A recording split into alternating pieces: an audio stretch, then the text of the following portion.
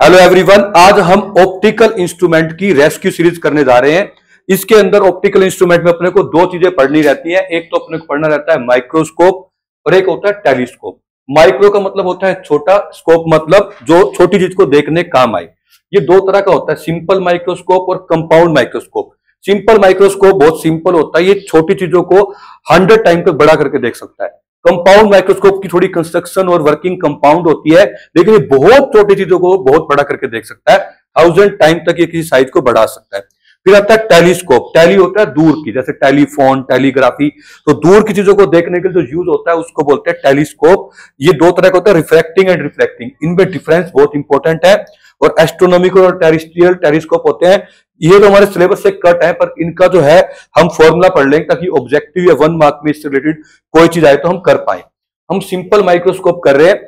इस वीडियो की सीरीज के अंदर मैं ट्राई करूंगा कि एक ही वीडियो में हो पाए, नहीं तो एक या दो वीडियो के पार्ट के अंदर मैं क्या करूंगा, टोटली न्यूमेरिकल आपको बता दूंगा, जो कि सीबीएसई पॉइंट ऑफ व्यू से सारी थ्योरी कवर हो जाएगी और न्यूमेरिकल कवर हो जाएंगे। आज हम सिंपल माइक्रोस्कोप की पहले थ्योरी और न्यूमेरिकल देखते हैं, उसके बाद कंपाउंड पे जाएंगे। सिंपल माइक्रोस्कोप क्या होता है, इस तरह से कि ये लेंस आपने देखा होगा, ये जो कन्वेक्स लेंस होता है, जो आपने देखा होगा कि इस तरह से जो पाम रिडिस्ट होते हैं वो क्या करते हैं, हाथ के अंदर ऐसे लेंस को पकड़ लेते हैं और अपनी हाथ में जो हस्त रेखाएं हैं उनको पढ़ते हैं। या आपने देखा होगा जो घड़ी ठीक करने वाले होते हैं वो आंख के ऊपर इस लेंस को लगा लेते हैं और इस लेंस से जो घड़ी को ठीक करते हैं। इस तरह से क्या होता है बच्चों, या कागज, बचपन देखा होगा आप कागज वगैरह इससे जलाते थे। ये जो सिंपल लेंस होता है इसको बोलते हैं सिंपल माइक्रोस्कोप। सिंपल माइक्रोस्कोप का दूसरा नाम मैग्नीफायर भी होता है। तो पहले आप इसकी डेफिनेशन लिख देना, एग्जाम में आ जाए। तो ये एक ऑप्टिकल इंस्ट्रूमेंट है जो कि यूज होता है किसी भी लार्जर इमेज को देखने के of smaller object. Smaller object की लार्जर इमेज देखने के लिए यूज होता है। अब बात आती है कि सर ये, इसके बाद ये भी लिखना चाहो तो लिख सकते हो कि ये 100 टाइम तक ये किसी के साइज को बढ़ा सकता है। ये तो इतना तो लिखना ही लिखना है आपने को। इसके बाद बात आती है कि इसका प्रिंसिपल क्या है। बच्चों होता क्या है एक्चुअली में, ये प्रिंसिपल समझने के लिए आपको क्या समझना पड़ेगा, एक बारी मेरे साथ यहां पे आप ध्यान दो। जैसे ही लाइट जाती है ना भाई साहब, ये इसको ऐसे बेंड कर देता है। अब देखने वालों को दिखता है लाइट पीछे से आ रही है और साइज जो है बड़ा दिखाई देता है। अगर इसकी तरह ग्लास स्लैब होती, एक सिंपल एक ग्लास का एक टुकड़ा होता, तो ये सीधी सीधी लाइट चल जाती, मुड़ती ना। लाइट मुड़ी इसी वजह से हम देख पा रहे हैं। तो आपको इसका प्रिंसिपल भी याद रखना है। इसकी वर्किंग बेस्ड है converging action of convex lens पे। कन्वेक्स लेंस जो है कन्वर्ज कर देता है। तो आपको समझ आ गया सिंपल माइक्रोस्कोप में आपने क्या लिखना है। देखो, जिसको भी शॉर्ट में नोट समझ आते वो शॉर्ट में समझे। अगर आते सिंपल माइक्रोस्कोप SM आ जाए तो आपने बोलना है इसको मैग्नीफायर बोलते हैं एक तो, और दूसरा क्या होता है, ये लार्जर इमेज देखने काम आता है। और ये कुछ भी नहीं होता, it is nothing but just a simple convex lens. ये सिंपल कन्वेक्स लेंस को हम क्या बोलते हैं, एक सिंपल माइक्रोस्कोप बोलते हैं। और एक गुड क्वालिटी का सिंपल माइक्रोस्कोप एनलार्ज कर सकता है 100 टाइम तक किसी भी इमेज के साइज को। इसके बाद आपको लिख देना है इसका प्रिंसिपल। तो इसका प्रिंसिपल क्या होता है, कन्वर्जिंग एक्शन। कन्वर्जिंग एक्शन जो है किसी भी कन्वेक्स लेंस का, वो इसका प्रिंसिपल है। तो हम लिखेंगे it's working is based on the converging action of convex lens, of convex lens. यहां तक जो मैं आपको बता चुका हूं वो सारा का सारा इसके अंदर मैंने आपको थ्योरी बता दी है। अब आपको इसकी मैग्निफिकेशन निकालनी है। दो डायग्राम करने हैं, एक में इमेज इन्फिनिटी बनेगी, एक पे फाइनाइट डिस्टेंस पे बनेगी। उसके बाद ये आपका कंप्लीट टॉपिक हो जाएगा। चलो हम आगे बढ़ते हैं, अब डायग्राम की तरफ जाते हैं। ये डायग्राम बच्चों आपको बनाना आना चाहिए। पहले ये सीख लो, फिर डेरिवेशन सीखेंगे।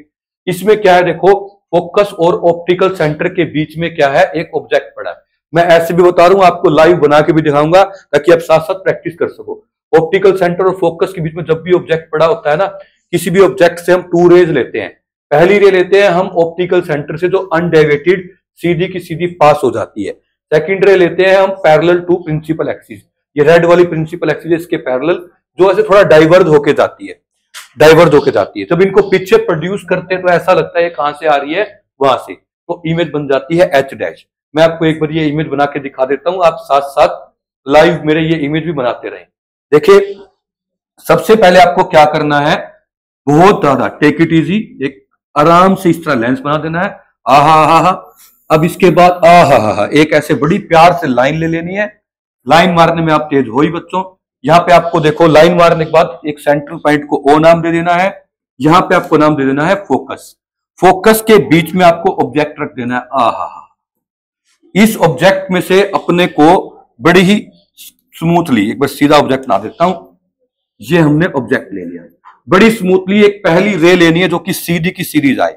ये देखो, ये सीधी सीरीज आ रही है। आहा, एरो पहले भी लगाना है रे के और एरो बाद में भी लगाना है। इसके बाद आपको बड़ी ही स्मूथली एक रे और ले लेनी है जो कि पैरेलल टू प्रिंसिपल एक्सिस, इस येलो वाली सीधी लाइन के पैरेलल। अब इसको तुम कहीं भी बेंड कर सकते हैं, पर थोड़ा सा है ना, इसको ऐसे फैला बिल्कुल इसके सेंट्रल पॉइंट से बेंड करना है। कई बच्चे स्टार्टिंग में बेंड करते हैं, कई वहां पे बिल्कुल सेंटर में, आप अप्रोक्सीमेट सेंटर से ही बेंड करो इसको और ऐसे। हा, वाह भी वाह, ये देखो ऐसे जो है दो रेस चली गई। अब देखने वाले की आईज में क्या जा रही है, ये आंख छोटी सी बना देनी है सिंबॉलिकली। एक्चुअली में कई बच्चा कहते तो आंख के बाहर जा रही है, बड़ी आंख में सिंबल बना रही है कि आंख के अंदर जा रही है, बस ये रे। अब इसको बैकवर्ड प्रोड्यूस करना है, टम टम टम टम टम टम टम, इसको भी टम टम टम टम टम। ये जहां भी इंटरसेक्ट करे, आहा, यहां पे एक अपने क्या ले लेनी है, एक सीधी लाइन। अगर ये एच ऑब्जेक्ट था ना, तो ये क्या बन गया, एच डैश इसकी इमेज बन गई। अगर इसका नाम लिखना हो, ये बी है, ये टॉप पॉइंट ए है, बॉटम पॉइंट बी है, तो ये ए डैश बी डैश आ गया। ये मैंने आपको इमेज बता दी। तो इमेज कैसे लेते हैं वो बता दी। और ज्यादा लिखना हो, डिस्टेंस लिख देंगे, डिस्टेंस लिख देंगे एक्स। और जहां पे इमेज बनती है ना, हम मान रहे कि आम नॉर्मल इंसान देख रहा है, कोई मतलब ऐसा बंदा नहीं देख रहा कि मतलब जिसके आई साइट ही वीक है, तो वो क्या करता है, नॉर्मल इंसान तो डी डिस्टेंस पे देखता है। वैसे इस डी डिस्टेंस को बोलते हैं एलडीडीवी। एलडीडीवी होता है least distance of distinct vision. मैं यहां बता देता हूं, least distance of distinct vision. इसका मतलब होता है कम से कम वो डिस्टेंस जहां पे डिस्टिंक्ट मतलब क्लियरली दिखाई दे। यूं ना हो कि कोई चीज जुड़ी हुई दिखाई दे, यूं ना हो कि हमने ये ए लिख दिया, दूर से देख रहे हैं अपने को ये दिखाई दे, एच लिख दिया अपने को एच दिखाई नहीं दे रहा है, ऐसे नहीं, एच ही दिखाई दे रहा है, पता नहीं चल रहा है एच है ए है, कुछ पता नहीं चल रहा। तो क्लियरली दिखाई दे उस डिस्टेंस को बोलते हैं एलडीडीवी। तो ये देखो बच्चों, मैंने आपको क्या बना दिया, इमेज बनानी सिखा दी है। अब हम करते हैं इसकी डेरिवेशन, फिर हम करेंगे न्यूमेरिकल। देखो कितना इजी टॉपिक है। 10th तक आपको पता है मैग्निफिकेशन का formula height of image by height of object होता था, या distance of image by distance of object है। पहले तो मैं सारा मैटर यही खत्म कर देता हूं। अब मैग्निफिकेशन का formula angle of image by angle of object होगा। अब इस तरह के एंगल के मैग्निफिकेशन को बोलते हैं एंगुलर मैग्निफिकेशन, क्योंकि एंगल की रेशो ली है। अब इसमें होता क्या है, देखो जैसे कि मान लो हमारे पास यहां पर ये आपको क्लियर दिखाई दे रहा है, ये दो अलग अलग ऑब्जेक्ट है जिसका एंगल ज्यादा है। देखो ए वाला ज्यादा एंगल बना रहा है तो उसकी हाइट भी ज्यादा, बी वाला कम एंगल बना रहा है उसकी हाइट भी क्या है, कम है। देखो एंगल अगर 2 गुना है ए का बी से, तो हाइट भी क्या है, ए की 2 गुना है। तो +2 में आपको क्या सीखना है, जो मैग्निफिकेशन होती है वो होती है angle made by image upon angle made by object. एक चीज का खास ध्यान रखना, यहाँ पे 10 स्टार लगा लो, पहले इस बात का ध्यान रखना है। जब भी मैग्निफिकेशन के लिए एंगल देखो ना, तो मन से 2 बातें आपको सोचनी है। एक तो कि हमें एंगल की प्रॉब्लम नहीं है, simple sine cos 10th level, 10th से भी छोटे लेवल तक का यूज होगा। और दूसरी बात, दोनों के दोनों चीजें सेम ऑब्जेक्ट जगह पे पड़ी होनी चाहिए, ऑब्जेक्ट और इमेज, तो ही आप ये फॉर्मूला लगा सकते हो। पहली बात क्या, सेम डिस्टेंस पे पढ़ो। दूसरा एंगल ज्यादा दिक्कत नहीं आएगी, बहुत 10th लेवल तक का ही एंगल आएगा। तो अभी मैं आपको बता देता हूं एंगुलर मैग्निफिकेशन की डेफिनेशन क्या है। यहां तक पहले आप देखो, समझ लो, ये क्या है, रेशो होती है किस किस की, angle made by image to the angle made by object, जब दोनों कहां पड़े हो, सेम डिस्टेंस पे। ये तो आपको लिखना ही लिखना है। तो सिंपल माइक्रोस्कोप आ जाए, कंपाउंड आ जाए, उसकी मैग्निफिकेशन फाइंड करनी आ जाए, तो ये आपको पहले इसकी डेफिनेशन लिख देनी है। ये डायग्राम नहीं बनाना, बस यहां तक लिख देना है, ये डायग्राम भी नहीं बनाना अपने को। अब आता है कि सर डेरिवेशन, चलो अब स्टार्ट करते हैं। ठीक है बच्चों, ये हमने बना दिया यहां पर एक नारियल, एन लिख देते हैं, ये फोड़ देते हैं और अब डेरिवेशन स्टार्ट करते हैं, क्योंकि एग्जाम पॉइंट ऑफ व्यू से ये बेसिक टॉपिक है। ये आएगा तो ही कंपाउंड माइक्रोस्कोप समझ आएगा। चलिए बच्चों, ये देखो एम का फार्मूला क्या होता है, beta by alpha. Beta by alpha होता है, तो बीटा को हम क्या बोलते हैं, टेंजेंट बीटा, और अल्फा को टेंजेंट अल्फा, अगर एंगल स्मॉल होते हैं। हमारी आईज में, ऑप्टिक्स में जो भी टॉपिक करेंगे सब में एंगल क्या होंगे, स्मॉल होंगे। तो यहां तक मैंने आपको पहुंचा दिया। अब टेंजेंट बीटा सबको पता है, नहीं पता तो मैं लिख देता हूं। देखो, पंडित बद्री प्रसाद हर हर बोलते हैं, सोना चांदी तोलते हैं। तो टेंजेंट होता है परपेंडिकुलर अपॉन बेस। अब देखो, अपन को सबसे पहले बीटा एंगल किसके साथ देखना है, इमेज के साथ। इमेज क्या है हमारे पास, अब ये बहुत डीपली आप सुनना, बहुत स्लो स्लो मैं आपको बता रहा हूं। इसमें जो टेंजेंट बीटा है ना, ये है angle made by image. Image क्या है? ए डैश बाय बी डैश। अब इस पॉइंट पे एंगल देख लेते हैं, तो ये वाला एंगल जो बन गया, ये क्या बन गया? बीटा। पिंक लाइन वाली जो बना रही है वो बीटा एंगल बना रही है। तो बीटा के सामने वाला परपेंडिकुलर जो कि क्या है? H dash. बेस क्या? यहां से यहां तक का डिस्टेंस जो कि क्या है? डी। तो एच डैश बाई डी लिख दिया। लकीली ये बीटा छोटी ट्रायंगल में भी बन रहा है, तो हम छोटी से भी बीटा लिखना चाहे तो क्या लिख देंगे? H by x. तो हमने दोनों लिख दिए, टेंजेंट बीटा आ गया। अब कोई जरूर, अब यूं मत सोचना कि ऑब्जेक्ट के साथ बनाया है, ये टेंजेंट बीटा न्यूमेरिकली ये है तो ये भी यही आएगा, इसका मतलब बस इतना है। बच्चे कहेंगे सर आपने देखा था इमेज के साथ बनाना है, लेकिन मैंने क्या बना दिया? ये वो नहीं है, ये है कि वहां बीटा बनाया है और वो छोटी और भी होता तो उनकी रेशियो भी सेम होती। ये तो न्यूमेरिकली कह रखा है कि ये टेंजेंट बीटा, ये भी यही आएगा। आगे बढ़ते हैं बच्चों। अब आता है टेंजेंट अल्फा। बहुत स्लो स्लो बता रहा हूं। इस बॉडी को उठा के यहां पे रख देंगे। यहां पे क्यों रखा है? क्योंकि दोनों क्या होने चाहिए? सेम डिस्टेंस पे होने चाहिए। इसको इमेजिनरी यहां रखा। अब ऑब्जेक्ट के साथ जो एंगल बन रहा है ना, वो क्या बन रहा है? अल्फा। दोबारा देख लो, ये जो अब मैं ग्रीन वाली लाइन ले रहा हूं, ये जो एंगल बना रही है अल्फा, तो टेंजेंट अल्फा क्या हो जाएगा? अल्फा के सामने वाला परपेंडिकुलर जो कि एच है, वाई में बेस जो कि क्या है? डी। तो टेंजेंट अल्फा हो जाएगा एच बाई डी। अब देखो ये और किसी ट्रायंगल में नहीं बन रहा, ये इकलौती औलाद है अपने माँ बाप की। देखो एक ही ट्रायंगल बन रहा है, तो इसलिए अपन ने एक लिख दिया। अब एम निकालना है। एम क्या आ जाएगा हमारे पास? एम आ जाएगा हमारे पास tangent beta by tangent alpha. दोनों वैल्यूज को पुट कर दो, यहां से एच बाय एक्स वाली और यहां से कौन सी पुट कर दो? अल्फा की जगह कौन सी पुट कर दो? एच बाय डी वाली। तो एच से एच कट जाएगा, डी बाय एक्स आ गया। अब हम इसको फोकल लेंथ की टर्म में कन्वर्ट करते हैं। अपने को पता है 1 by V minus 1 by U is equal to 1 by F होता है। अगर अपन v जो इमेज का डिस्टेंस है d पुट कर दें, d का मतलब क्या है बच्चों? Distance L D D V, जहां पे इमेज बन रही है। अब देखो इस साइड है, मैथ में भी तो तुम ऐसे करते हो, इधर जो साइन होते हैं वो क्या लेते हो? नेगेटिव। यहां वाले क्या लेते हो? पॉजिटिव। तो देखो इधर जो है नेगेटिव लेना, इमेज यहां बन रही है तो माइनस डी। ऑब्जेक्ट जो है वो कितने डिस्टेंस पे पड़ा था? देखो आपने देखा था ये वाला जो ऑब्जेक्ट था एक्स डिस्टेंस पे अपन शुरू में माना था, तो ऑब्जेक्ट कितने पे आ गया? Minus x. इसमें पुट कर देते हैं तो यहां आ गया माइनस डी, यू की जगह आ गया माइनस एक्स। एक माइनस पहले था तो ये प्लस बन गया, इज इक्वल टू आ गया 1 बाय एफ। अब पूरी इक्वेशन को डी से मल्टीप्लाई कर दो, डी से यहां भी यहां भी यहां भी, तो ये चीज आ जाएगी।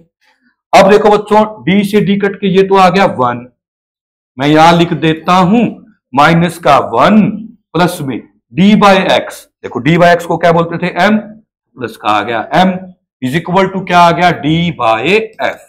तो हमारे पास यहां से एम आ गया डी बाय एफ प्लस 1, मतलब 1 प्लस डी बाय एफ। ये आ, क्योंकि ये माइनस का 1 वहां जाके प्लस का बन गया। तो माय डियर स्टूडेंट्स, ये हमारे पास आ गया मैग्निफिकेशन। हालांकि ये भी मैग्निफिकेशन था, बट इसमें फोकल लेंथ के टर्म में नहीं था। तो आप ये दो फार्मूले डायरेक्ट याद भी कर लेंगे, बीच में भूल गए तो भी यहां तक पहुंचाना है गाड़ी को, और ये आप डायग्राम तो बनाना याद कर ही लेंगे।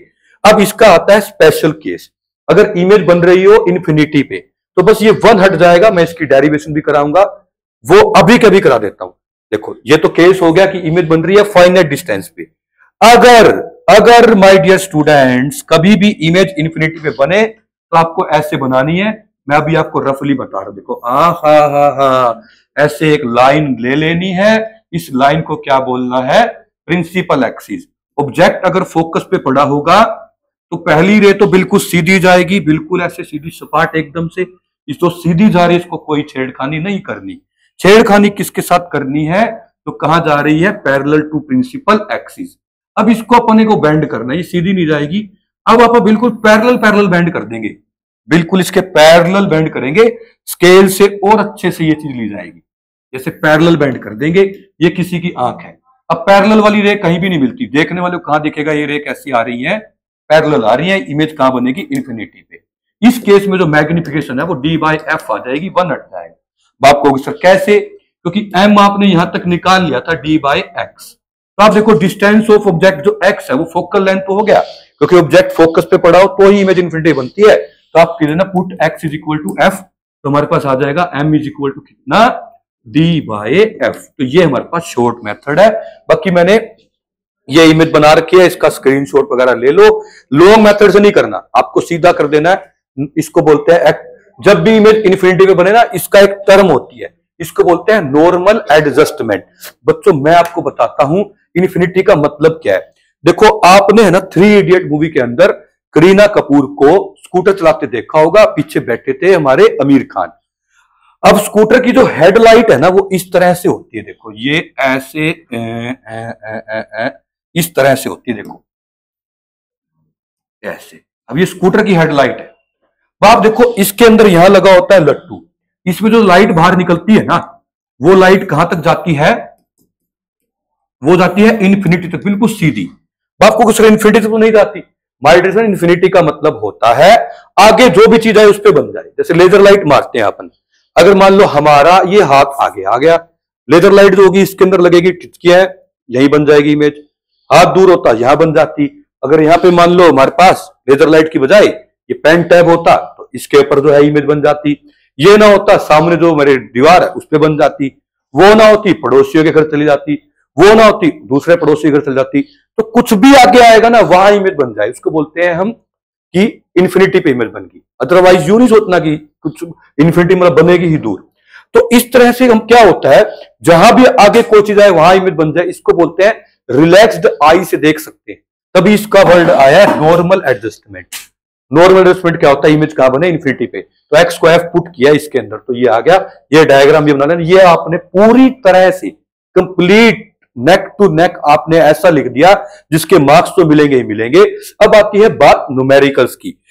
हर बच्चे को न्यूमेरिकल्स करना क्यों जरूरी है, जब भी एक क्वेश्चन आएगा तो न्यूमेरिकल्स साथ में आएंगे, तो इसलिए आधा क्वेश्चन हम कर नहीं सकते।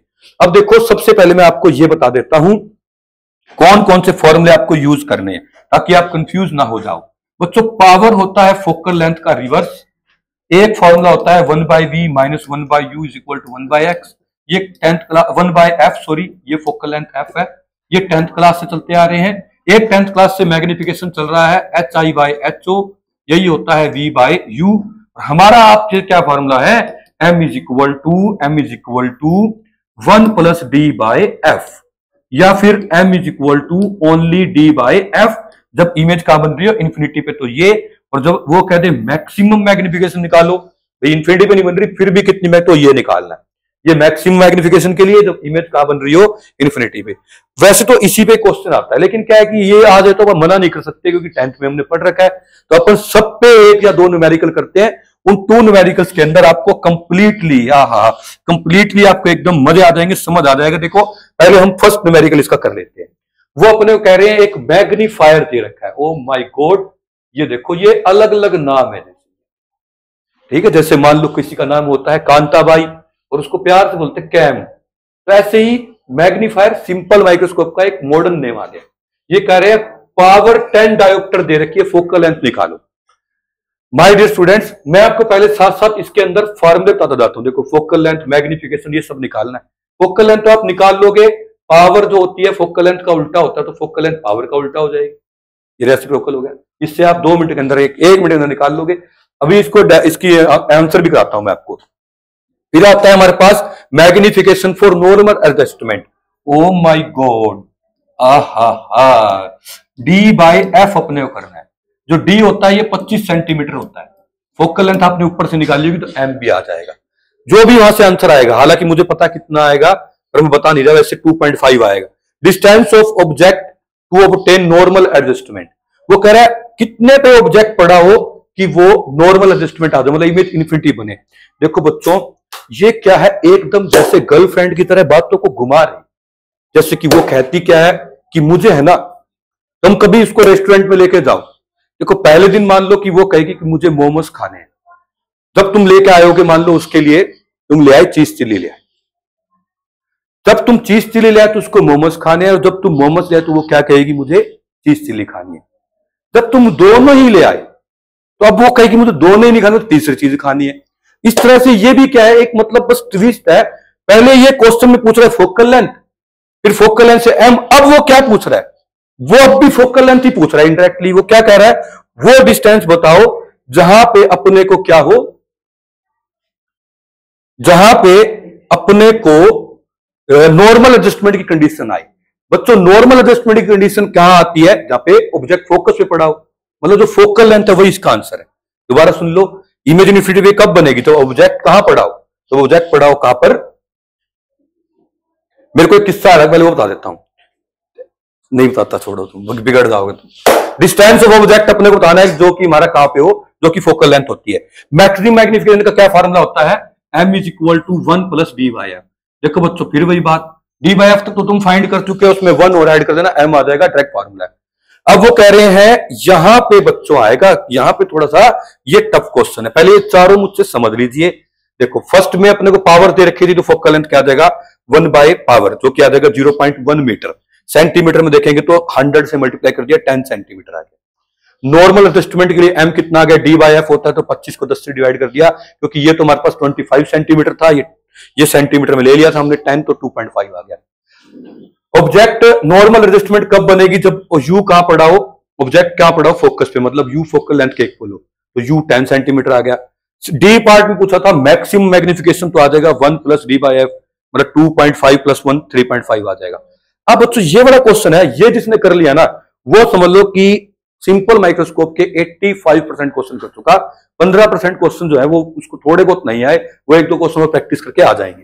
देखो बच्चों यहां पर समझो, बहुत आराम से इसको कूल माइंड से समझना। देखो मैग्निफिकेशन अगर आ रही है 3.5, ये अपने को पता है, और मैक्सिमम मैग्निफिकेशन कब आती है, जब इमेज कहां बने, इन्फिनिटी पे या डी पे, तो आपको डी पे।